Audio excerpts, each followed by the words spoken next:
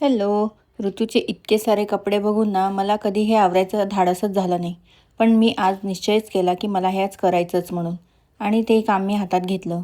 आणि बघता बघता सगळं असं ऑर्गनाईज करताना ना मला खूपच आनंद येत होता. आणि खरंच सगळं काही ऑर्गनाईज झाल्यावर जे छान वाटतं ना ते वेगळंच असतं. आणि ह्या सगळ्या आवरण्यांमध्ये मला माझी एक हरवलेली गोष्ट मिळाली, ती म्हणजे सोन्याची तार. हरवलेली सोन्याची तार मिळाली म्हणून आम्हाला खूप आनंद झाला आणि आम्ही थेट पोचलो देवाचे आभार मानण्यासाठी. तर रस्त्यामध्ये आम्हाला उंट दिसला. तो बघून रोहित म्हटला, चला उंटावर बसूया. पण म्हटलं पहिले मंदिर बंद होत आहे तर आपण आधी दर्शन करूयात. मग आम्ही देवदर्शनासाठी वर गेलो तर अजून वेळ होता आणि तिथे भजन कीर्तन सुरू होतं. हरिनामाच्या गजरात खूपच छान वाटत होतं. नंतर दर्शन घेतलं आणि बाहेर आलो तर रोहितला खूपच एक्साइटमेंट झाली होती उंटावर बसण्याची. आणि तो हरकेने ऋतूलाही घेऊन गेला.